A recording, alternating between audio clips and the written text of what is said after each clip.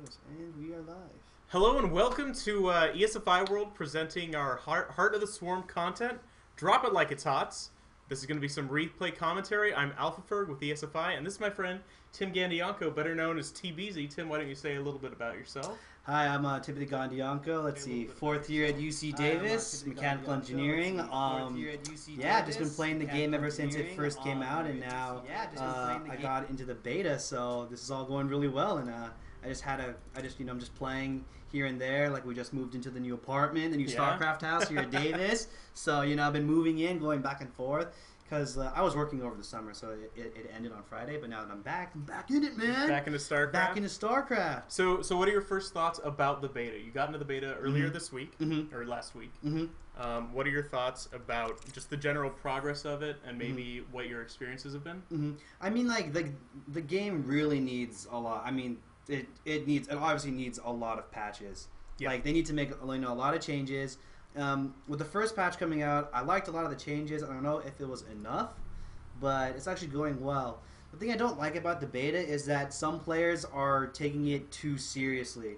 Like, like the whole point of the beta is to test the new units, try out the new compositions. 5 Rex Reaper, a billion roaches. Or something, like Hydra, since they move fast or whatever now. Yeah. So, like, all those new things. But a lot of players are playing way too seriously, where they'll just do Wings of Liberty builds, and they'll just be like, what's the point of practicing if you're just going to, practice your Wings of Liberty builds on me while I try to do this crazy thing. Okay. So a lot of players do that. But right now I'm having a good time. The new units are awesome. A lot of the maps aren't too favorable. You know what I mean? Yeah. Like, when Wings of Liberty came out, it was the same way. Like, oh my God, Steps of War, why? And like, that's how a lot of the maps are now. But I'm pretty sure that after we get into it, a lot of the maps will change. Get some of those third-party people working on it, GSL guys, ESFI guys. Yeah, man.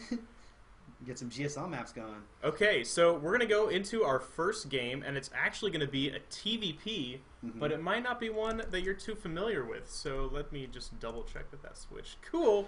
It's gonna be TvZ against Violet. But he's playing Protoss. So this could be pretty interesting. He is the real Violet. So we'll find out. Oh, I have this changed. Why do I always have this messed up here? Controls. Come on, Ferg. Oh my gosh. Okay. Alright, so this is a Zubu Violet, very good Zerg player, Dr. Zerg, actually. Dr. Zerg. And he'll be playing against our own TvZ. So first off, this map, I don't know the name of it, but it looks like it's pretty standard. And actually, I noticed when I was playing that it has a backdoor expansion that's totally well protected. It's kind of like a 2v2 map. I think it actually is a 2v2 map, which is actually kind of interesting because a lot of complaints about this map so far, but I mean, it definitely looks like a two-player map. So yeah, you'll notice as I go around the map, this is kind of a forward third. There are rocks preventing it from being expanded into. And then here in the back door, there is actually a third, and there are collapsible rocks right here. And these fall down, blocking the expansion. Exactly. As opposed to not blocking it. So you could come back here, sneak by, and block off of fourth. Really make it painful. So yeah, like... a lot of players don't really take advantage of that yet, blocking that fourth, because a lot of the games are really 2 or 3 base. Rarely to run into these long-term games, but yeah, that's actually something that players should take advantage of, knocking those rocks out when you have like a Marine or a couple of Zerglings back there, because a lot of players don't scout that for a while, so you could have that down and you have an advantage. And I mean, really, if you want 3 bases, all you need to hold is this region, because you have your upper base, 2 bases, and then you have this third back here. So if you sneak someone back here, you can totally throw off like an early expanding Zerg. Exactly. Or just really make it angry, because these only have 500 health. I believe normal rocks have 2,000. Exactly. So it's so much different. It's a lot easier to take down. And when the collapsible rocks fall, they have 2,000 health. Yeah. So that's pretty interesting. It's a lot easier to lower the rocks, to smash them over. It's like when you're playing with Legos. Yeah. It's a lot easier to spill the whole bin across the table than it is to pick it all back up piece by piece. It's really a pain. So let's get into what these players are doing. First off, you are just putting down an early Rax, and it looks like you're actually going to do a fast expand build here. Pretty interesting, because I feel like this map is basically made for fast expand. Yes, exactly. There's no reason not to take advantage of a completely free backdoor expansion. That's only real weakness is some sort of air unit, or maybe like an early Reaper can get up here. There's a lot of ramp here to take advantage of. Yeah, exactly. So yeah, I just decided to do the 1 Rax expand because, just like you said, it's very well protected. It's not like a forward base. So if he tries to do some early aggression with maybe like a fast zealot or some stalker aggression, it's really easy to hold. Just like with 4-gate or anything, holding that natural will be a lot easier rather than him having force fielding my ram, splitting my forces. It's just all in the same base. So I didn't really see why not to do a 1 Rax expand. And then a bunker to kind of defend against anything. Yeah. I see you going 2 gas early. Is this some sort of factory play, perhaps? I know mech is very popular right now in the beta because of the Warhound. Is that what you're kind of aiming for, a 2-base mech build? Yeah. So usually in TvP you want to go bio. So instead of laying the double gases, you would lay down 2 more racks for 3 racks, and then you'd lay your gases. But since I'm going mech, I plan to lay down my gases first so I can get that factory going, and then try to throw out some early pressure. Okay. So let's take a look at what Violet's doing really quick. So we're not completely out the gate. There is that new unit, the Mothership Core, floating a little slowly, but I think it's a very popular unit. I think people are really liking the way it's used. It has a lot of utility. You can see all 3 skills are totally available right out the gate. You have no research along with it aside from upgrade to Mothership. Yeah. It's interesting because a lot of players are getting this unit early on, and a lot of players are able to use it very well, especially with restoring the energy. And actually, a lot of cheese can come from this Mothership. Oh yeah. I've seen some games where people will proxy a Nexus near your base, and they'll 4-gate you, and you'll have bunkers to hold it off. Yeah. And then they'll float this Mothership Core into the back of your base, like say where my factory is. They'll float the Mothership Core right here and recall all their 4-gate units in there with a probe, and they'll lay down pylons so they can reinforce. You would have to move the Mothership Core practically immediately across the map. Exactly. Which is interesting because they'll float it around the edge of the map, so you'll never see it coming. Unless you're like, I'm going to put a Viking right here because I'm awesome. I know, just exactly knowing exactly where all of that unit's coming. Yeah, exactly. So that's definitely one of the kind of new cheeses, a 4-gate Mothership recall in. You can't use bunkers because suddenly their whole force is right here. Exactly. So that's actually something that you should watch out for if you're playing Terran. You need to keep scouting, keep active scouting. Definitely. So Violet's not. He's actually doing a pretty standard build right now. He's gotten some sentries to hold off any sort of early push.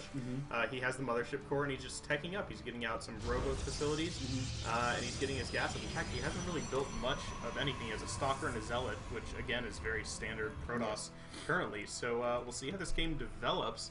In the meantime, you're going a very early 3rd command center. Of course, you can use the orbital command super efficiently, and then put it down when you're ready to. Pretty easy there. And there is Mr. Friendly, Mr. Warhound. It's got a nice little picture here. I'm sure he'll have a nice voice acting once he gets, the beta going on. But this is the unit that everyone's talking about. It has a ton of health, a ton of damage, and it moves very quickly. Yes. So I'm going to talk about the opening a little bit. So the original idea was I got the early gases to open up Cloaked Banshee, but after I threw down a scan, I saw that he already had a Robo Bay. So instead of making a Banshee, I decided to make a Raven. Just so that I can spend the gas, get an early point defense drone out, just in case I need it, versus Stalkers. So that's why you see me with a Raven. It's not just like I wanted to make a Raven. It's because it's pretty much a response to Robo openings. It's because what a lot of players do, or what I've seen a lot of players do, is they'll go 3-gate Stargate and get an early Tempest out. Because what a lot of Terran players are doing are Warhound rushes, just straight mech Warhound Hellion rushes. Right. With the Tempest out, you can actually deny that. So that's what so if you go Cloak Banshee, you can, the Robo's definitely going to be late. I thought I'd have to jump on him, but seeing that it's Violet, he did something completely different than I was expecting. Yeah, he's going crazy right now. Look at this Mothership Core just going to town, taking down these rocks. He's going actually really macro hard. He's getting so many upgrades right now. He's getting the Colossi, he's getting these gateways up. Pretty impressive actually. You're in fact going for that 3rd as well. Both of you are pretty even right now. Yeah, like It's interesting because the game started out like I really didn't know what to expect. Like I didn't know if he was gonna all in me or try something cheesy. So I was just playing it safe, and then before I knew it, we were turning into like a macro game all of a sudden. I was like, oh crap, here we go.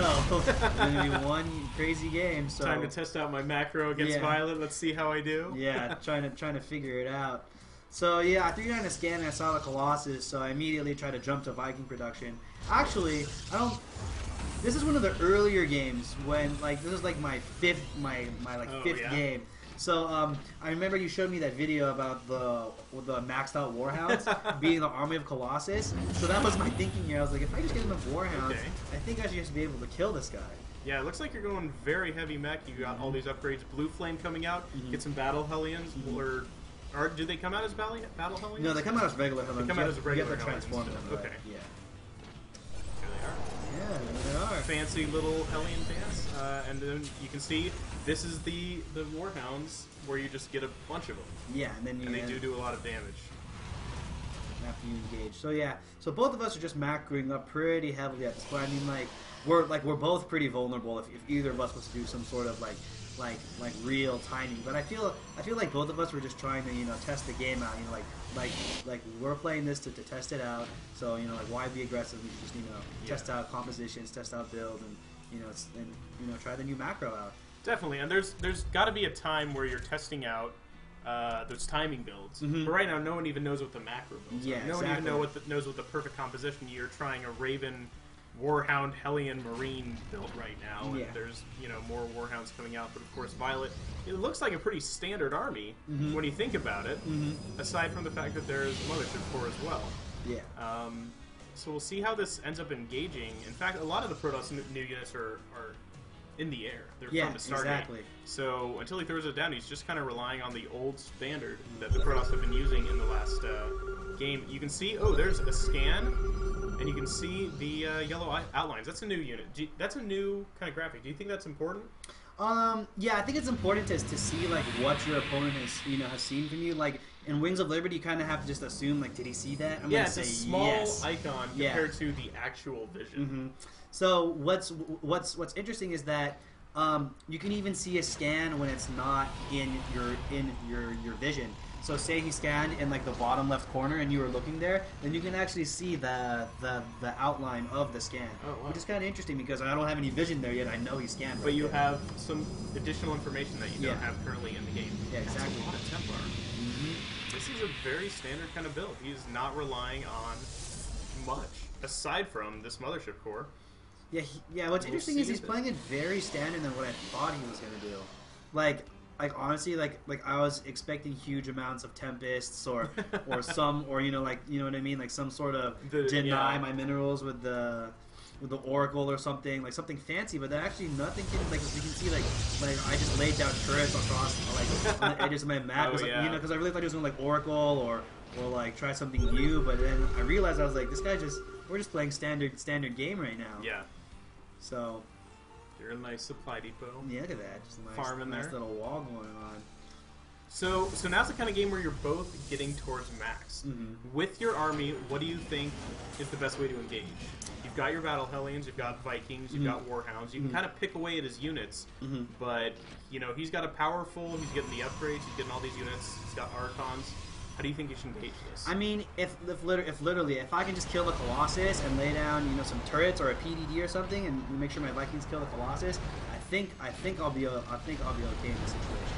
Yeah, you pull some SCVs just for that additional repair. Definitely useful. They can even get in the way of some of the AI for the attacking units. So a huge mistake I make here is I didn't know that the Warhound transform range is actually a melee. So you can see all my Warhounds trapped behind, and the Zealots are just crushing through me. So I actually should have led with the Hellions in front, with the Warhounds behind it, but I thought they'd have some range behind there. I transformed them because they have more health.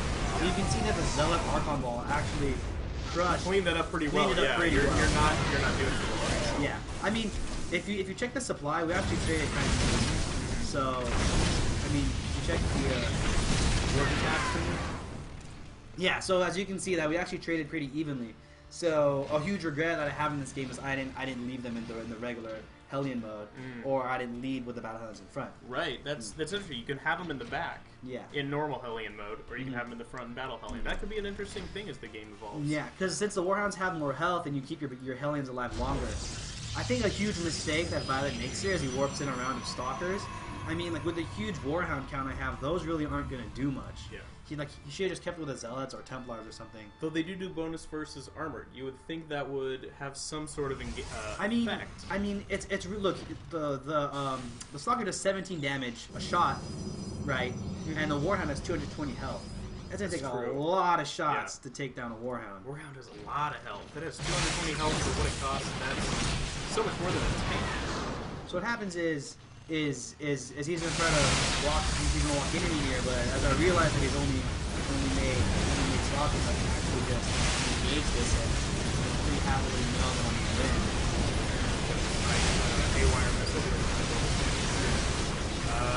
Your Warhounds are actually doing quite a bit of damage. There's not too many of them left, because the Stalkers are starting to mess up. But as reinforcements arrive, he realizes that I'm gonna have to he'll beat up the Warhound, and then he'll back up. Really? I think I fire him. Yeah, he'll back up. He'll go down to my third, but then I'll trap him, and then I'll back up. I see. So what's interesting about this is that I think Violet was set on doing a 3-base all-in. Because as you can see, like at this point, a lot of top players would either take their fourth or they'd be set. But I think after the engagement, he just came up with or just decided that, hey, I'm just gonna 3-base all in here. And he's taking down the rocks too. He's totally gonna block any future expansion. That's really smart. That's a really smart attack right there. So you're trying to rebuild your army right now. You're even going back for your third again. But he's actually going pretty strong. It looks like he is going to try to take a proxy expansion out here, as opposed to getting close by. But you do have a Hellion that scouts it out. No, I don't. No, you don't. You missed it. Yeah, I did miss it by a little bit. Depleted. So, but you're transitioning into Thor Warhound, which could be very good. He really doesn't have anywhere to transition to. He did get some Stargates, but he hasn't built any units out of them. Yeah, he hasn't. He's getting some upgrades. Is he going for Tempest? It looks like he is. He's getting a Fleet Beacon. He's getting shields because he has nothing else to get here on the forges. What's interesting in PvT is that a lot of Protoss players that that get the Tempests out don't actually it actually deters the army. Because what will happen is, I might not have enough anti-air to kill it, but then my Marauders, my Warhounds and Hellions will just run the ground over. Yeah. And the Tempest DPS isn't high enough, because when I run them over, I'll have, 20 Warhounds left over. And I'll just, kill everything, and by the time he kills my army, I'm like, oh, I've done a lot of damage. Yeah. I mean, in this case, it's interesting to see that he pretty much gained a lot of time and a huge lead with just, Zealots and Archons. Yeah. So I think that's a really strong counter to the mech build, just Zealot Archon. If you can mix in Colossus, that would be great, to take out some of the supply in Vikings. Yeah. So now he's just going for an ultimate death ball, Tempest, Colossus, Zealot. So he grabs his fourth, and I already know that this game is not going so hot.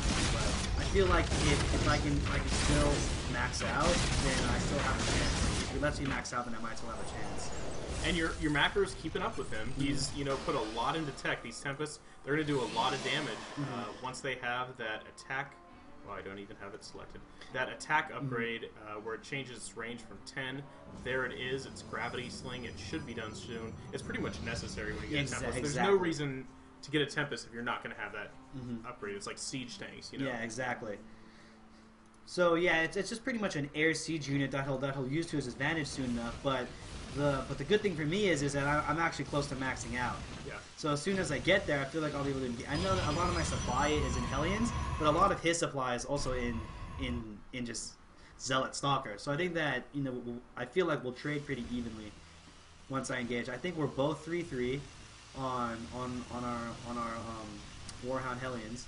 Yeah, I'm 3-3. Yeah. What's interesting is that in game you can't select buildings or units to. So, if you scan and you see something warping, you can't click it to see if it's a gateway or a road. Really? Yeah, and you can't check the upgrades. You can't check the upgrades either. I see this time you're leading with your Hellions. Yeah, I realized after that fight, I was like, that was such so a smart. bad move. And this is a pretty big death ball, doing some initial scouting. I'm gonna scout with this Hellion and see what he's got. And I Get saw a the face full Tempest of fire. Tempest, yeah. Yeah. They now have their range upgrade, so this is going to start getting hairy. He does not have an Observer to do that kind of bonus damage. He actually does. It's right there. Oh, well, it's not. There it is. Yeah. See the range right there. Oh, Mr. Thor! See, as you can see, that took 5 Tempest shots, and the Thor is still not dead yet. So that could 3, 7, 8, that took like 12 shots. So you can see that even a large count of Tempests won't be strong enough. You don't get them for your DPS. Yeah. That's got to be. I can't imagine that position. Yeah, I think the intention is to just force the Terran into a different position. Yeah. I feel like you might only need 3 or 4. Like getting 6 like this is just because the DPS isn't really worth it once you get too many. You should just get a couple and force it up with Zealot, Archon, Storm, whatever you want. Oh, your guys aren't engaging. Okay. Yeah, because he saw me go for the 4th, and then he tried chasing me back up. So now we're just gonna try and He's take going down. for the counter. He's going for the base race. Yeah. Warhounds do so much damage. Yeah. They have a lot of health. Flipped off, even escaping with the SCV. So well. Yeah. That's okay. What's actually interesting is that the what was I gonna say? Is that the Warhound DPS for Zealots is actually not that good as I thought it would be. So if you have the Zealots to tank and you have damage units behind it, Zealot Immortal, Zealot Archon, Zealot Colossus, any sort of build like that or mech, you'll actually do fairly well. Yeah. So like a lot of TOS players say they're struggling versus the mech ball, but in this game I saw no struggle whatsoever. He was doing more Zealots. Yeah, he had more Zealots. He was doing just fine. Perfect engagements. He did invest a lot in Storm here, and I'm not sure that's going to do too well. I mean, it'll kill the Hellions. Sorry, it'll do some damage to the Vikings. The Warhounds are the real meat, and Storms just won't do that much damage to them. I think his mindset is he'll storm the Vikings down, and then once the Vikings go down, he'll have the Tempest to free range damage. He has Colossi. And he has Colossus too. That's a lot of Archons as well. Yeah. Once you morph them, so this should be that kind of engagement. Yeah. So now he's just stacking money to reinforce, and this is exactly what you do. This is just like you siege the Terran, force him to move. The Terran responds to beat the snipe the Observer, which I didn't do because I wasn't really thinking. Actually, I did do it. I actually get the engage right here. Here's the engagement. The Hellions are still a little bit in the back. They're not in that battle mode. He's storming the front. He is taking down the Vikings, but he has lost a Tempest or 2. Looks like he's starting to do these Warhounds. You better be careful. You do have some reinforcements back here taking out a lot of the Protoss units. He does not have very much left. He's doing a lot of damage with the Colossi, but the Warhounds are starting to clean them up. Even Thor's carrying some weight there. And this is another pretty even trade, though he is a heavy supply, and he does escape with a lot of these high-cost units. Exactly what I was saying before. That the Protoss Death Ball versus the Terran Mech Ball, actually, the trading there, as you can see, wasn't so bad. As long as you incorporate Colossus and Tempests and like a lot of splash in your army with Storm, like even before it was just Zealot, Archon, and Colossus. Like as long as you have splash damage against the Archon, against the Warhound Ball, you'll actually trade just fine. And that's what I realized in the game. And this was even before the patch where the attack was agreed. He still like completely wiped my army. Which is I'm starting to realize that actually Protoss players are going to do well, just as long as as they can keep the Colossus. And this is the sad bit where he's trying to fight with Tempest, and not being very efficient with that. Yeah, it's actually really difficult to kite with Tempest. What I see some players do is they'll kite back the Tempest that's being focused down. Yeah. I have no idea how he knows I have this base here, but he knows I have this base here. It looks like he was just scouting for extra bases. Yeah. And he found out that happened. So my idea here is that because since I'm low on money, I'm thinking that he's low on money too. Yeah. But I feel like he's been more cost efficient. He has a lot of money right here. Yeah. If we can check the loss tab, as you can see, like every time we engage, he's actually trading a lot better. So your Vikings right here are doing a pretty good job. Looks like he's being more hesitant to use his Zealots. I think he could have won that fight. Yeah, he can. Yeah, at this point, I've already known that I've lost, and I'm just staying in it to stay in it. Yeah. Because I feel like he might running out of money. I know he doesn't afford millions just out there and off the corner, so I know there's no fifth base. So I'm hoping he's out of money. When we engage, I realize he just has it. Now this is how you use this bonus damage. So you have to fly your Vikings. Exactly. He's demolished himself. No, it's fine. It's fine. So yeah, so this was actually, like I learned a lot from this game because the placement matches, since it's brand new, like the players that you play are like really low levels. Like this was the first high level game that I've played on on the beta, and I learned so much from this game. Yeah. Which is actually I'm really happy that I got to play someone like Violet, so I can realize the mistakes I made and realize how to improve them and realize what's actually good. Yeah. So the proper Protoss Death Ball, you incorporate Colossus with Zealot Archon. And with sentries for the force field, because there's no real way for the Warhounds to use that special ability. It only works against mech units, which is like Stalkers and Immortals. If you go Zealot Archon with the Colossus in the back, then there is no special ability. So I feel like if you want to beat the Death Ball, that's exactly how you do it. Okay, so we're gonna take a little break. We're gonna start talking to you guys in the audience. So if you guys want to see some TvZ next, that's what we're going to cover. But if you have any questions right now for Tim, feel free to ask them in the chat, and I'll pull that up right now. I fixed the audio. Sorry, guys, if that audio is not perfect. But do you have any questions?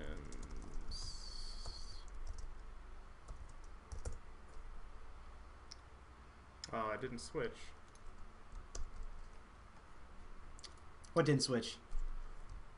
My hotkeys. Oh, no, I just forgot the hotkeys. Oh. There we are. So we're talking to him while I was checking everything. But hey, guys, hopefully we fixed that audio for you.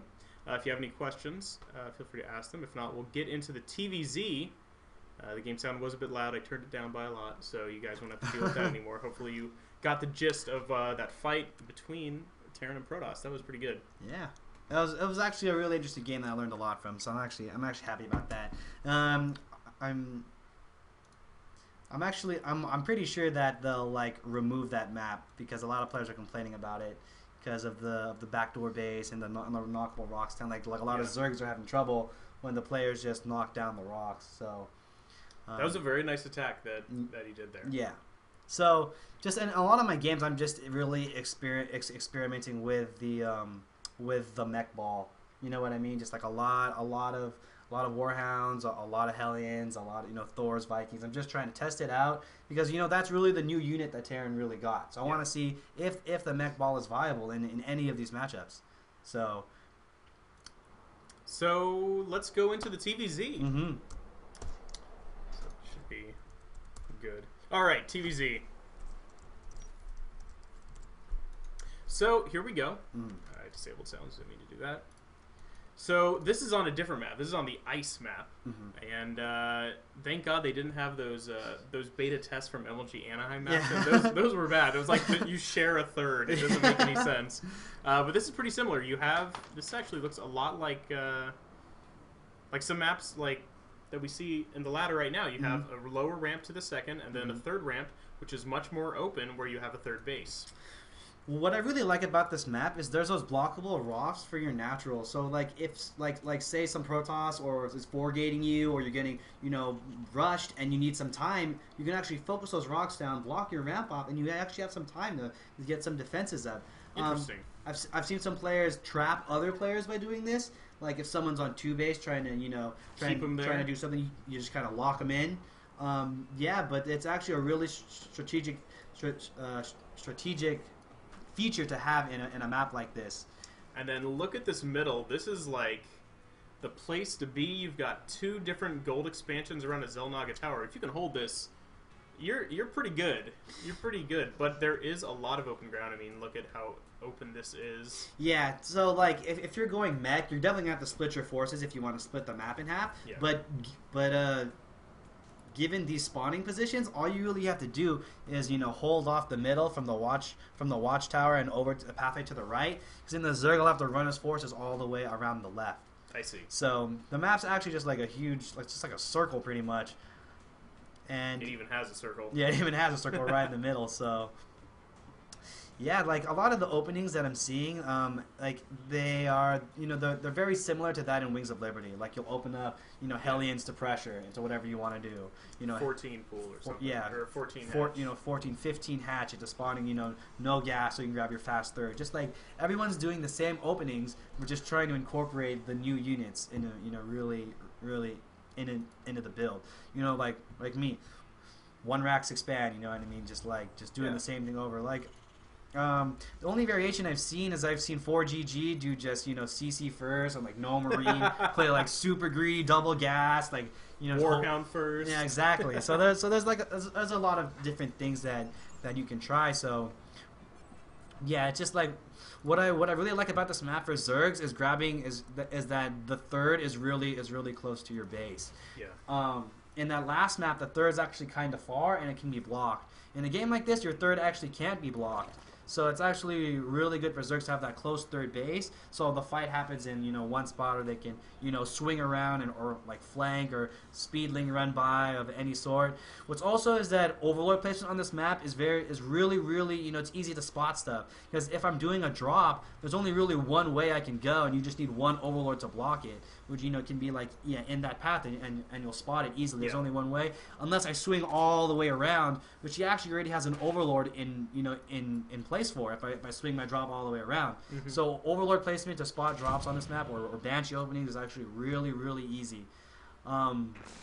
Creep spread is important, but on a map like this, it's also straightforward. You're like in some maps you'll have to expand in 5 different directions, but as soon as you come down your natural, you only have to split down in like 3 major directions. So it's actually really good. So in this game, I just decided to do something standard, opening up Reactored Hellion. Okay. After expand, and then opening up with a Banshee. Hellion Banshee your ass. It's it's like super standard. You saw it a lot in MLG. You saw it a lot of GSL. Like it's just a strong opening a lot of players do. Okay. So that's what I decided to do this game as well. Now, what about we talked about the Warhound, but what do you think about the other factory unit, the Widow Mine?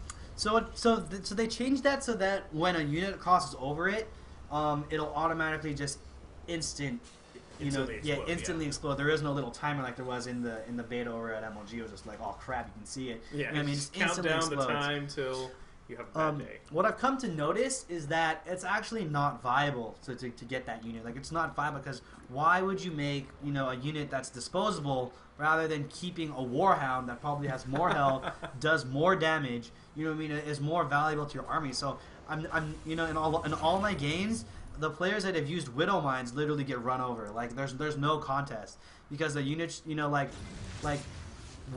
what you do is you just run one unit in front of your whole army. So say you're going to attack somewhere, you run one Marine in front of your ball, so that if any of the mines are in the way, they'll explode and you'll know that he has mines out. Okay. So, it's really not a viable idea. What I like about this map too is that the Hellion Banshee opening is you'll have to come up a ramp. There is no, if he grabs the third, I can't really do anything because it's just I can't kill a third with Hellions. Mm-hmm. And he can block the ramp with Queens. Little does he know it actually takes 3 on this map because the ramp is so wide, and you'll see in a moment that I kind of just actually slip right through here. And yeah, he does a good job of blocking that last Hellion. Yeah, but now you have some pretty fun times in store. Yeah, now I'm actually in here just dishing out World of Pain. This is Wings of Liberty right here. Yeah. Wings of Liberty.execute. Yeah, exactly. I mean, if he had the ramp locked off, he would have done a lot. Yeah. He would have done a lot better. And that's just a tiny change that completely changed the course of the game. What's interesting right here is that during that he should have been making drones. As you can see now, he's just making drones. Like during the engagement, he should have realized that he was going to lose drones and preemptively just make drones, because that he's going to lose. Like, I need to just make some drones and lose some. So now the Banshee's coming in. So you can see that with this build, with the Hellion Banshee opener, you want to take a third and transition into your mech. What happens is you pretty much put the Zerg on the back foot. I also know that there is no third because I can tell there is no third because like it's not. Just scouted it's not there. As you can see, he's getting an infestation pit. So I actually don't spot that, but I know it's some sort of 2-base play. So in my mind, it was either Infestors, the new Swarm host, or he was going to go mute us. Yeah. So those were the thoughts that are in my mind. So as you can see, like I'm just pretty much going to try to prepare for that. I use the Hellions for more scouting. The Zerg could have worked more on his creep spread, but at the moment he's actually doing fine. He's still ahead in supply after after everything that's been done. He's ahead in workers. He's ahead in supply. Neat little animation there of the creep tumor spreading. Yeah, because really, what you want to do against Terran players that open up Hellion Banshee, just make sure you get those spores up. Use the queens to kill everything. You just want to make drones, because behind it that a lot of Terran players don't follow this up with some sort of all-in or some sort of timing. A lot of players just like, okay, I'm going to harass with this while getting my third. So what you want to do is do the same thing. Macro up, get your own third, and make sure that the harass does minimal damage. And if you can do that, then you'll be fine. So, just like I said, I tried it again. I'm going with the mech, and he spots it. Perfect timing. Perfect timing with the Overseer. So I'm trying the mech out versus Zerg with the new Warhound as a tanking unit. Five factories. Yeah, you're going mech. Still to open up. The reason why mech isn't so favorable against Zerg is because the Warhound special ability only attacks mech units, and as you know, Zergs they're all biological units. Yeah. So there is a special ability, but you use them mainly for tanking, so that the tanks behind can dish out a lot of damage. So now we see he's gone with the swarm host. He's rallying his locusts across the map. He's trying to find a good place to rally them. He's getting this evolved enduring locust, which actually makes the spawn timer of the locusts that much quicker. And they're chasing away your Hellions pretty well. They're actually damaging a lot there, and so, you're totally have to pull back. Yeah. So as soon as I saw the swarm host, I knew that he was going to play defensive. It's really hard to play offensive with swarm hosts. There's no real way I've seen a new method which you'll see in this game for kind of offensive swarm hosts, but as from seeing that as a Terran player perspective, like what you gotta do is just macro behind it, get your army going, because like there's no way you're gonna really harass that. You can't harass swarm hosts. They'll just kill. They'll kill your Hellions, and the queens will clean up the banshees. If there's an overseer, you're even out of luck more. Yeah. You just kind of have to go in and kill them. You have to choose the right time to attack. Yeah, exactly. So right now I'm just gonna macro behind this because there's nothing really that I can do. Like I could try a drop, like some sort of Hellion drop, or maybe some sort of Warhound drop. But if you can see his Overlord spread, it's literally everywhere. If I try anything, he'll see it preemptively. And you will do some damage, but he's got a lot of Hydralisks on the way. And now with that speed movement, if they're out here, they can they move the same speed. But if they're attacking, they can move back onto creep a lot faster. Exactly. So now that the Hydras are out, harass at this point is really hard to do. Especially when you're going mech, the point is to not harass. The point is to max out as soon as you can and just go in there and destroy everything, because your army is actually more cost efficient. And so he's moving to attack you right now. He's building offensive spine crawlers. He's got 6 swarm hosts right here, and he's attacking right into the base that you're trying to hold. This is kind of like your stand right now. Yeah, so what's interesting is that he's doing something that I've never seen before. I've never seen this. I was like thinking in my head, like, offensive swarm hosts? What the hell is going on? Yeah. I didn't actually think that the locusts could actually move, or those larva spitting things could move that far.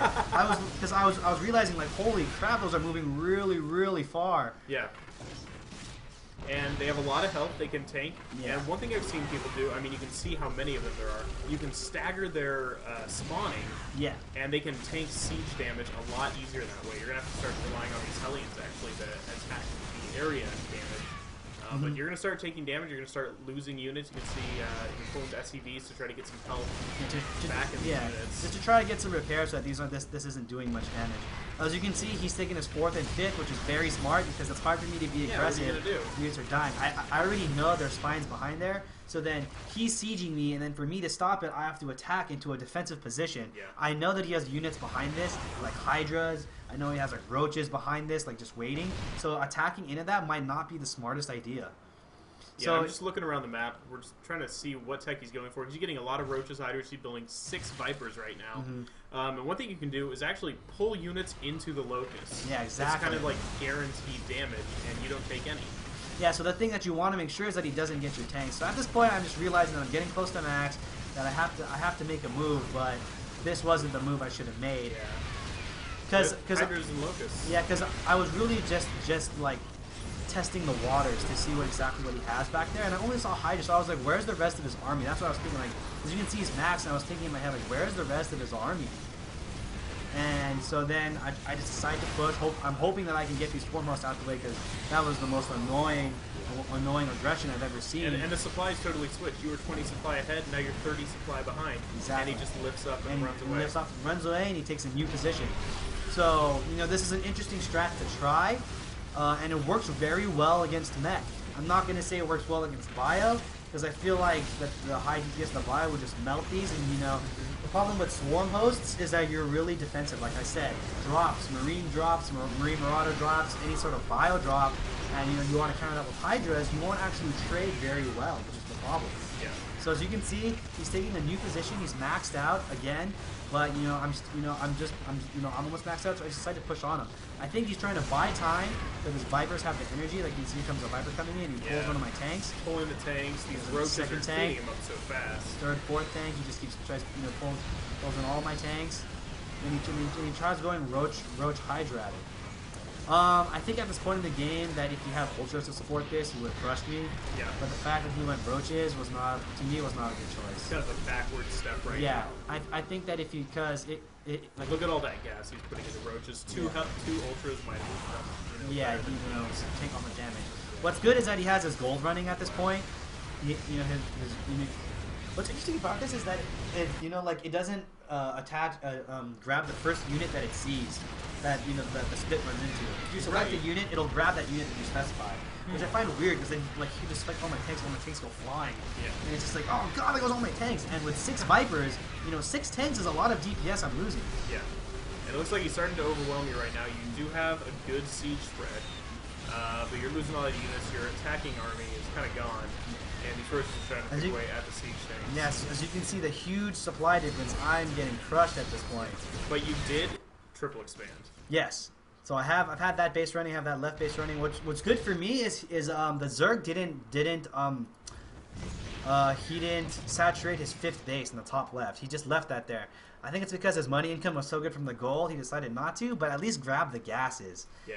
So now he's making the smart choice of going into Broodlords, Broodlord Swarmhost Viper. Wow, Broodlord Swarm, that's a tongueful, and I gotta imagine it's gotta be painful to play against. It is it's hard to play against. So when he was maxed out, I thought he was gonna attack me, but since my awesome tank lines, I was able to lower some of his roach supply because he's just attacking a lot of my tank lines. So that wasn't really going well for him. So at this point, I'm just pumping tanks. You know what I mean? Yeah. Counter swarm host, you need tanks. What's worse for him is he supports it with roaches, which tanks are also good against. And then he decides to focus down, to try to focus my PF down. But with all the meat of the warhounds, I'm able to clean this army up. Yeah, and the PF finished just in time. So you held this just in the nick of time. These swarm hosts are still doing a lot of damage. So it would have been easy for him to if he was able to attack that with ultras, and the game would have been over from there. Like there was nothing I really could have done. So I think that the swarm host opening was smart. Just the follow up was not really there for him. I mean, now that he's going Broodlords, it's a smarter choice. But look at his gas. It's literally all gone because it's not mine. If you can see my upper left base or my mid left base, I have the gases running, or at least one SCV on each. I have the gas at the gold and then the 4th. So and you can just transfer over when you remember to. Whenever because we're just playing. So I keep swinging my Hellions around to try to find anything, but there's really nothing there. And as long as you can hold this, you can really benefit from this. I mean, just look at how many mules you threw down on this base. You can start getting gas production up there. And he has to move into a choke right here. What is this swarm host doing? Are they they're just dying? Yeah, they're just throwing locusts at me continuously. So throughout these past 5 minutes, I've been getting under attack. I've been swarmed by these swarm hosts over and over and over, and he just pulls my tanks, and I'm just losing everything. I think the Broodlord transition is brilliant because I'm going mech. The only really hold I have is Thor. What do you do? Yeah. Yeah, at this point you can't even fight. I can't even engage. I have to back up because when I saw the mass roach with the swarm host, I really thought that he was just going to keep up with it and transition into ultras with it. But when he went Broodlords, I was really surprised, and I was just like, I'm happy that this guy's actually really good at transitioning that way. So So now, you know, like I'm in this spot where I'm thinking, what the hell do I do? Yeah. You know what I mean? Like, I already know I'm gonna lose the gold, so I just completely sack it. I'm just like, forget it. I'm gonna lose this. I'm gonna get as much money as I can out of this and transfer. That gas up. Yeah, I'm gonna transfer there. Like once my planetary goes down, just to get all the gold I can. And then in the meantime, you know, he's maxed. He's just gaining minerals and deciding what to do from here. Look at all these upgrades. He's getting the Hydra speed finally. He's getting infestors. He's gonna start overwhelming you with like the ideal Zerg attack, and you're still sitting on mech. So I finally have some Vikings and Thors coming out because I just realized that that's like my only that's the only real thing I can do. I tried some Hellion Rats at the top left base. I actually got some drones there, so you can see he burrowed them. I was able to actually grab a few of those, but still, like the composition that he has is really hard to deal with. Yeah. I really would have liked if he pushed his creep forward more. Like, you know, during the fact he had the Broodlord. Right now, he's not taking advantage of the fact that he has Broodlord superiority. I think what he's thinking is that after I saw it, that I already have the counter to it, so he's actually scared to push into me because he's just like thinking, if he has Vikings, I don't have any Corruptors to back this up, you know, and he's actually going to try to use the Queens as support. So as you can see, he makes a vital mistake here, splitting up his army. So he has his roaches in the bottom left, and now his Broodlords are unprotected, so I tried to pick off some with the Vikings. Oh, yeah. He's not doing too much right now. He's losing a lot of important units out here. So the only area really has is his Queens, and his units in the bottom left are going to attack my planetary. So at this point, I'm just really waiting. He's taking his base, which is a smart choice. What I have to do is I have to make sure that I have some sort of income. That's just my main thought. I have some sort of income and some sort of anti-air so that I can kill the Broodlords. Yeah. So I brought the SCVs to repair everything, and now we're just really going at it. As you can see, like without the support of the Roaches and the Hydras, the Broodlords actually can't do as much as soon as I clean out the Swarm hosts. These Swarm hosts, oh no, they're gonna die. This is not Constitution engagement right here. And I burn the scan and I end up picking all of these off. He does take out the Planetary Fortress. Exactly. But that was a lot of units, and you're back even on supply. And he is not building the units he wants with his larvae. He wants to be rebuilding the really high damage stuff. Like the Broodlords. What I'm assuming is he wanted to try the Hydras out against mech, which is not a good idea whatsoever. No, it's not. They do not have much health. They are still 80 health. They are still backup units, guys. Hydras, they move fast, but they are not the bread and the meat and potatoes. Yeah, they are meat and not potatoes of the Zerg army. Yeah. Like there were so many ways where he could have won the game, and then I was scared. Like if he really just kept up with the Broodlord production, if he kept up with some sort of tech switch in the Fortress, if he stopped making so many Vipers, there would be a point where he literally would have crushed me. But since he didn't, I just took advantage of what I had. Oh wow, yeah, he's losing a lot right there. That's very bad engagement. But as you can see, his supply is still up. He's still mining as the upper left base is. He's doing well. So I don't know why he hasn't saturated them yet. I'm pretty sure he has too many drones in his main. Yeah. And there's too many drones in his natural. And I think at this point he has way too many Vipers. Because the point of them is to pull them into units that you can kill. But if you don't have the units... Yeah, like what's the point of pulling them? And they don't come out with... They do. They do come out with 75? Yeah, I think it's upgraded. Yeah. Or if not, then I'm totally fuck on my ass right here. But still, you know what I mean? Like, and all those units are just the rally points. The rally points are just tearing them apart. Yeah. And I just really do my death push right here. What's interesting about this guy is that he really tried to do the new builds. As you can see, pulling all my tanks. Yeah, I mean, this is how they're supposed to be used, but you have a lot of damage coming at him. As soon as my tank siege up, like everything just obliterates. The Vipers don't really have anything they can do, and the Thor Slash just crushes them. So then what I decide to do is just push into them. My problem is I'm actually out of money. He denied my left two bases. Oh, wow. I have like a ton of SCVs because I'm like out of money. He has these two Broodlords. Still shelling you with these Broodlords. Still shelling me away. Really annoying stuff.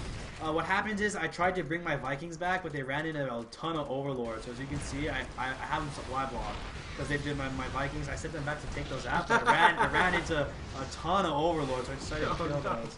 And he's just completely supply blocked. Yeah. So yeah, now he's really in a tough spot. He has to wait for the energy for the Vipers to come back to pull my tanks, or he just has to go at me. But now that I'm up in supply, but my problem is I don't really have any income. Yeah. So this is why SCVs are actually pretty good. SCVs, man. You have to sack them just to protect the tanks. Yeah. So at this point, you can see like I completely broke. I mean, by right now, you can tell that the game's already over. Like, he doesn't have any drones mining in the top left. That third's like, because he only has one saturated base he's mining from. He's completely supply blocked. He has 9 overlords on the way right now. Finally picked off those broodlords. And once you secure the space, I mean, you could even have floated it down here if you wanted to, but it looks like that's all this guy is going to say. So, let's, I mean, some after-game analysis would be good. Like, one thing, the Swarm Host opening was actually super incredible. I've never seen anything like that before, where he did the Swarm Host opening. Another thing that I've never seen before was the fact that he went when he supplemented it with Vipers. I've been talking to Spanicio a lot, and he says that the Swarm Host cost is not worth it. Yeah. But as you can see, that this guy actually made it work, which is interesting because I chose to go mech. So against mech, I think Swarm Hosts are really a viable option. But against Bio, I don't think so much because of the mobility. You want Swarm Hosts, for them to be effective, you need them in number, and you need the opponent to be in one spot, because that's where the larva goes. So if I'm attacking at multiple angles from dropping here and there, you're going to have to reposition Swarm Hosts, and they spawn 2 at a time. It's not going to stop the drop. So against mech, I really feel like that's a really strong opening to do with the Swarm Hosts. But if you see them going Bio, I feel like you have to resort to the regular Infestor. As you can see, this guy, he really should have transitioned better. I think he would have done a lot better against me. But the fact that he didn't, I was able to just, kind of take him out right there. Yeah. Like creep spread, he should have been creep spread. His base could have been saturated better. But I think that the Swarm Host and the Viper micro is so heavy because you need to select which tanks to suck in. You need to burrow your Swarm Host and rally. You have to rally the larva, because if you don't, then they'll just sit on top of the Swarm Host, really not doing much. Yeah. So I think that it's actually very macro intensive. So if you're able to balance that with your macro, I think you would have done better. Okay, so we're going to go into our final game. It's going to be another TvZ. And we'll see how this goes. And this is on the third map. You okay? What's going on, man? Hotkeys. Hotkeys. Gotta fix the hotkeys. There we go. Okay. So, let's just get into it. This is the third. How many maps are there in the beta? There's I think 5 or 6. There's 5 or 6. Five or okay, six. so this is on the desert terrain. Getting into kind of the California theme here. Yeah, what's up? It's pretty hot still here in California. And it has, again, a lower ramp into... Let me double check that. Okay. Lower ramp into your natural. And then a third ramp into kind of a backdoor expansion that's going to be hard to hold. You have to go a long distance. Or you can take out these destructible rocks and kind of get a backdoor expansion, because you can totally block off this ramp by destroying the collapsible rock tower. What's also awesome about this map is that with tank placement, if you place them right above these destructible rocks, scroll up, you can place tanks right here. They cover your ramp and the third entrance. So this is actually a really strong spot for tank placement, which I do sometimes. But against, but I've still been trying out the mech ball here. So yeah, the tank placement there is really good for defensive. So getting 3 bases on this map is actually very, very, very easy. Yeah. That sounds pretty good. Yeah. That's good advice for any of you Terran players here in the beta. Take down these rocks, put a tank here, take down these rocks if you want. You're good. Again, this is like I said with drops, Overlord placement on this map is very easy. You just need one on the top lane and one on the for the Zerg's perspective, one Overlord on the top lane and one on the bottom left lane, sort of ish, and you can spot drops perfectly. It's not one of those maps where you need Overlords everywhere to spot. You just need 1 or 2. So, and one thing I'm noticing, even when you go out here to take your 4th, a couple of tanks right here can really reach up here to anything coming around here and can reach down as well. Exactly. Except the only problem with that is you're really open to a surround, but still, covering it's your 4 bases, covering your 4 bases, then you should be fine. So your opening's about the same. You get the 1 Rax. You're probably going to go for an early CC. I can see you banking minerals already. Meanwhile, King of Blades here, the other Zerg, finally we have a name, is going to be just getting some of that expansion as well. He's getting the early spawning pool. Do you go with the same Hellion Banshee kind of opening you did in the previous game? Yes. So it's just the same opening because it's really easy to transition from that. You put the Zerg on the back foot, and you know that good Zergs will drone behind it, And if you see that he makes a lot of lings or a lot of any attacking unit that you know is going to pressure you after your harass dies, so you just prepare for that. This is a huge ramp. Yeah. So what's awesome is that if he goes any sort of Ling Roach, then you have the Banshee to push all of that back. You know what I mean? Like if after the Hellions like Baneling all in or Roach all in, you have the Banshees there to just push everything back, and he's forced to back up. So the opening is really strong to any opening. You can transition into 4 racks or 5 racks, 5 factory upgrades. You know, whatever you want to do, 3rd base, whatever you feel like doing. Yeah. What happens? The only difference is the way you want to get there. A lot of players go CC first, and then they'll go into the Hellions. A lot of players will go 1 racks CC, but they won't get their second supply depot. They'll get their double gases first, then they'll get their second gas. I mean they'll get their second supply depot. So they'll do it like that. You'll be supply blocked for maybe like 10 seconds, but that's okay. Yeah. I've seen 4GG, no Marine, just straight CC first into Reactored Hellions, hoping that there is no Marine Ling harass. I saw him do that against Damaga, and it actually worked out really well. There was he didn't make a single Marine. Wow. And Damaga just didn't send any Lings. He just droned up. So, doing an opening like that, a high-level play, is actually really strong. Yeah. It's just the same opening, just a lot of different ways to get there. 2 racks is still viable, but come on, it's the beta. Who wants a 2 racks in the beta? Exactly, we're trying to practice. Like, why 2 racks? So what I've said before, what people are testing is the new compositions. What's the same is how you get to those compositions, the openings. So it's all pretty much the same from what I've seen. I've been watching the Muslim stream and watching Thorzane stream. Everyone does the same opening, just gets their different, they get their different ways. That's pretty much what I'm saying. And so here we go. It looks like King of Blades is taking this upper third. He'll have these rocks to compare with. I mean, having to run queens around here to defend this third would be a pain. And then if you get an army in here, take down these rocks behind you. Yeah, exactly. What's he going to do? He has 2 destructible rocks to break through to try to defend his third. So I'm not sure that this third is the best to get right now, but you don't have too much of an attacking force. So what's smart is what he did is that he scouted earlier with the drone, so they saw I was gonna 1 rack CC, and if you see 1 rack's command center, then you know that you can take a third and still protect it. So sooner or later he'll break down those rocks, but he knows that because of my opening, there's no way I'm gonna kill it. Because there is no real... He'll prevent mining, but he's not going to take down the actual hatchery. So, as long as the hatchery is just there, that's all he really cares about. He can have all the drones in his natural, till he see like this, he can just oversaturate until he clears up the harass, and he'll just transfer everything over afterwards. So, yeah, I mean, this is pretty standard. You have Hellions out. Of course, he has these queens up here in the front. Very slowly, actually. It looks like you're taking advantage of this weakness. You're going to run in. You're going to try to snipe away. He has a lot of queens, though. Yeah. So he had two on the low ground, 2 at his natural, and he has 1 in his main. So that's 5 queens. He's determined to hold his harass off with just 5 queens. And what's actually interesting is he does an okay job at it. Like I only get about maybe 6 or 7 workers. Yeah, it looks like 7. Maybe if I get 8, we trade it evenly. If I get 1 more. There you go. So we traded pretty evenly, 8 drones for 4 Hellions, the same trade. And as you can see, he just stopped it with queens. Nothing fancy, and he pre-built all those drones. Mine just came out right now. Exactly. So that's just like what I'm saying. That's what a lot of good Zerg players do. Drone up preemptively, knowing you're going to lose some, but reduce the damage that you take. As you can see, again, I'm going with the mech composition. Yeah. So, yeah. So in TvZ, what's your focus around these Hellions? Would you think to get them into the battle Hellion mode? So you want the mobility aspect, because even if you transform the Hellions into battle Hellions, you still don't do that well versus queens. I mean, go ahead, try it. Try transferring the battle Hellions, run into queens. You're not gonna do well. Like if he has a same number as queens as he does Hellions, you're gonna die. It's most likely he will.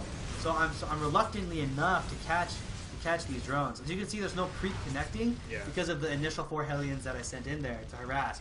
He was too caught up with that to spread his creep. So now that I got in there, and as you can see, I got about 18 drones because of the initial harass. He's falling really behind right now, and you're gonna start setting up to take your third, I believe. You're getting a lot of these mech units. Yeah, there's the third. Yeah, so usually what happens is after the Hellion Banshee, you want to go double armory. Because if you have upgrades, your armor will last for frickin' ever. And then after you get that, you want to get the factories up so you can just crush them, overwhelm them. And then you just pop in there with Banshee Hellion Harass when you can. I probably should have targeted that down. I don't know what I was doing, but that's okay. Because he has that second queen anyway, so I'm going to lose the Hellions regardless. You're keeping him on 2 bases. I mean, you're ahead in Harvesters, you're ahead in income because of Mules. You're doing really good right now. So this guy's deciding, as you can see, he's getting the upgrades, all 3. So he has 3 evolution chambers, ranged melee and carapace. He has the spines for the Hydras, and he's getting the movement for the Roaches. So he's gonna go Roach Hydra off of, it looks like three bases. Yeah. Though really it's 2 right now. He needs to get his drone count higher. Yeah. And you're going to start building a pretty solid death machine right here. You've got 6 factories going. You've got double upgrades. You've got the starport with the reactor to get those Viking in case there's any air stuff. Exactly. So yeah, after the harass, I felt like I've done enough damage to the point where I can just macro. I mean, honestly, I'm not perfect at doing it yet, but as soon as I get there, I'll have a bigger army at this point. But I'm still trying to get in that mode. So right now, I'm gonna try to push into that 3rd. Yeah, as you can see, I dealt a lot of damage. So now, he has to burn his money into drones and not a lot of units, and I'm just saving up my money to spend it all on pretty much just mech units.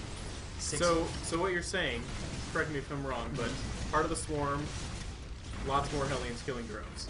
Yes, pretty much. More of the same. All right, yeah. I'm liking it. Liking it. It's more of the same stuff because there is no new unit for the Zerg to make to stop the Hellion harass. It's still a viable thing to do. Run in there, get drone kills.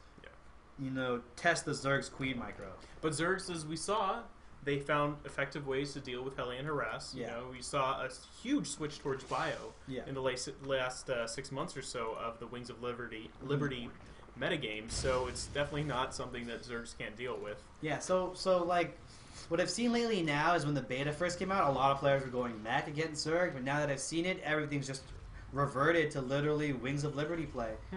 Players now in Heart of the Swarm beta aren't even going Warhounds. They aren't even going landmines or any of the new units. They're opening the same Hellion Banshee into bio, maybe mix in some Hellions that you have the factory. Push after the harass, which to me is what's the point? You know what I mean? You want to try out the mech ball, you want to try out the new compositions. There's going to be a ton of patches that change stuff, but you know what I mean? I feel like a lot of them are going to go towards the Warhound. I'll tell you what I'm noticing, at least on this map right now. If you don't take down these rocks at this point in the game, 1 drop of bio, stim, kill these rocks, you just take out everything. Yeah, pretty much. Or, snipe the base for sure. Yeah. Now he finally decides to do so. What I've seen a lot in Zerg players is the Roach Hydra Ball seems to be coming back against a lot of matchups. Because people are trying to test out that Hydra speed. I find that really smart. That's cool. And I feel like it's not adequate enough. I feel like they need to incorporate more into it. Just Roach Hydra's not really going to do it. But I do like to see Hydras again. It's a friendly face. I've missed him for quite a long time. So hello, Mr. Hydra. I look forward to seeing more of you. And this Zerg is actually starting to get pretty solidified. He's taking his 4th base. You've got your 3rd, of course. And you can see his production starting to take off. He's getting that hive, which is going to be important. I think he's going to wait to attack until he gets that Hydra speed. So, of course, he can back out. But I think this should be a very close engagement depending on how you attack. It looks like he's moving out, though, and that could be dangerous. He's going to try to take out these collapsible rocks, but he could trap himself. Yeah. And you're moving. So this time I decided to go Warhound Hellion to see how I would fare. Because I just decided that, hey, maybe that this ball is still going to be good. As you can see, I got in the front. I got freaking demolished. You did get a bit demolished. You did morph during the fight, which probably isn't the best. These Warhounds are kind of holding themselves. They're starting to take out the last roach, and they're going to start actually doing pretty well. Warhounds, I kind of see the benefit of right there, coming out ahead. So what I'm starting to think is that a lot of players are going to incorporate Warhounds to serve as tanks, and for tanking units in front of the bio. I see. Because look, 220 health, lings to attack. That's actually really hard. Fungals against Warhounds, not that good. It's going to be hard. It's going to be hard for Zerg players to engage this with Warhounds tanking. They're not there for damage now. They're for their price. They're there to soak up damage. To soak up damage. You can see the siege tank only has 160 health. it doesn't really tank as well as this Warhound, 220, and the Warhound costs less gas. Exactly. So using them as tanking units, I really think it's a good idea. What I realized from this game is that you should definitely incorporate tanks. I thought Hellion Warhound would have done it, but obviously I was wrong. I was just thinking, like, I'm just going to run this guy over with all these Warhounds, and it just did not work out. I can see a possible engagement where we use the Hellions against the Hydralisks, of course taking bonus damage against the light there. True. But it wasn't in the cards for that engagement, at least. Yeah, I just think Warhound tanking with Marine Marauder behind it with Medivacs. Oh my god, dude! I think you would enjoy that. I think I would enjoy that a lot. He's getting himself trapped here. This is starting to be dangerous. So you are a little bit behind in the supply. So now that I have tanks, this is a really bad move for him to move into me like this, because as the tanks start to splash, as with the added 4 damage with the Warhounds tanking, I'll get overrun for a little bit, but I'll be able to clean this up. Yeah, these Hellion reinforcements are just perfect. You can see we have 4 tanks here in the back. These Hydras, they can't run away yet. Have you seen the awesome animation of the Warhound? When the melee attack, yeah, they just kind of go karate, smash it down. Chop. Yeah, so it's perfect. So this guy also made a vital error, which I don't really approve of, is that he forgot to drone up his 4th while attacking. Yeah. Now he's making drones, but he should have made those a lot earlier. He would have had a saturated 4th base. As you can see, I'm trying to already swing my Hellions around to get that to snipe the drones. Yeah. But what happens is I end up scanning later on, and I realize that there's no drones there, so I actually don't even send them in. Yeah, and you're just ahead at that point. He's even trying to get a 5th without putting drones here. Yeah. Only now doing it. And you're taking this all-important area I was talking about in the very beginning. If you can hold this, you've got your 4 bases that Terrans usually need for the first 20, 25 minutes of the game. Exactly. So now that I'm set to go, I'm not really sure what this guy's trying to do, because after that, the first engagement was fine for him. Yeah. He should have just macroed behind it, but now that he made more attacking units behind that, it's pretty much over. And that second engagement really he took down the rocks. He didn't snipe the orbital command. Yeah. He didn't do much.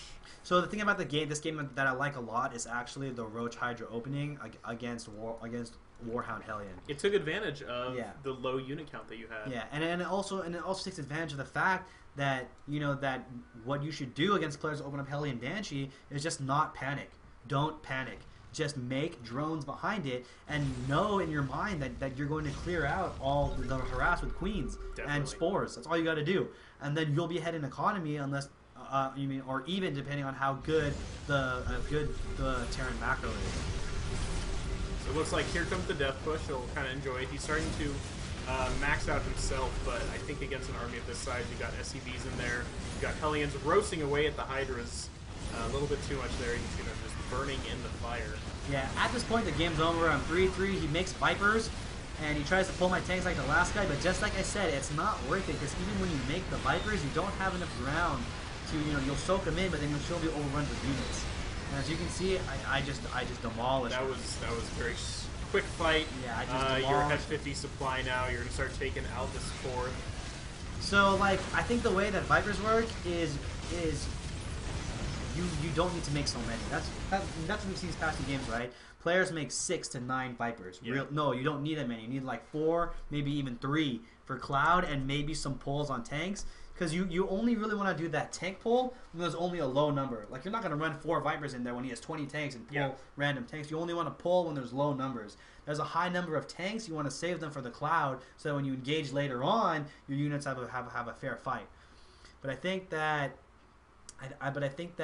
the meat of that game was really the beginning. Just make sure that you have your creep spread down. Make sure you have making drones. Make sure you keep up your index, your spore creation while being harassed. Yeah. And I think that's the huge thing people need to start improving on, because a lot of Zerg players are not flourishing there.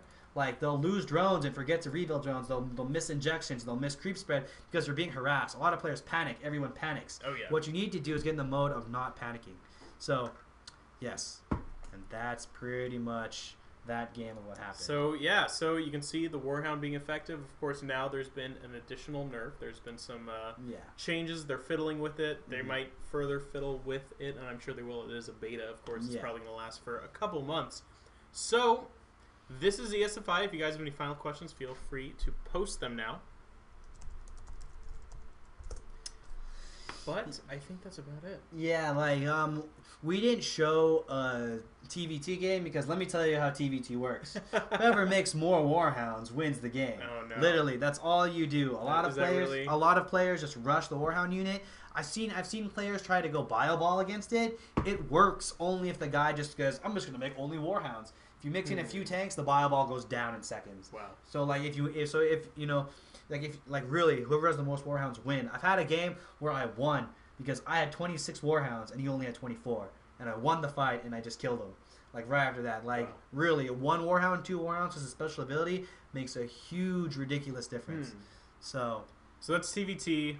I'll try to cast one later, but that's about it. That's about it. Yeah, guys, thanks for watching. I hope you liked my games. You know, a lot of these games haven't been like super high engagement quality, except the Violet game, because you know what I mean. Like I'm still working up. People the are games. Still learning. Yeah. Yes, you know, working up the ranks. I'm only like top diamond right now because I've only played like 20 games, dude. If you want to be master, I heard you have to play like 80 games and like win a lot of them to get to master. So you know, like. I played all the placement matches. I won all 5. Boom, I'm in gold. Like, yes, great, gold, my favorite. Finally, yeah, you know, won all games, gold, my favorite. You know, so you have to move up, gold, platinum. You have to move up the ranks, and you know that's where I'm at right now. Okay. So, you know, I played a lot of good players. I played the Oginus. I ran into Axlab. I ran into Cats, and what's interesting is that they all just do. You know, they're all playing. They're playing the same way, man. It's just.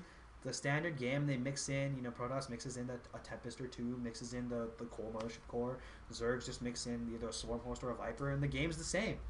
It's just that a lot of players are, you know what I mean, like, the things that people already know from Wings of Liberty work. Yeah. The things that are still from, you know, the new things people are trying aren't working. Like, you know what I mean? Like Mass Warhound versus Bio loses. Mass Warhound versus Roach Hydra loses. You know what I mean? Like, mixing the composition is a good idea, but, you know, a lot of people are just having a tough time. So there you have it, guys. Drop it like it's hot. This has been ESFI World. If you haven't already, check out Gamma Gamer. It's on our website, or you could just go to gammagamers.com. They have a tournament. They have a contest going on right now. It's super manly. You win, and you get, like, to fire sniper rifles and, like, 40 caliber, like... huge guns. All you got to do is buy some G Fuel. So if you want to get in on that, definitely go do it. I want to do that. That sounds like fun. There's nothing else I'd rather do in the world than fire sniper rifles and 40 caliber just guns. Gun them down. Yeah. So if you're interested in any of that, feel free to check out gammagamers.com. But aside from that, I think that's it for the first day of Drop It Like It's Hot. I'll see you guys later. Hey guys, thanks for watching. See ya.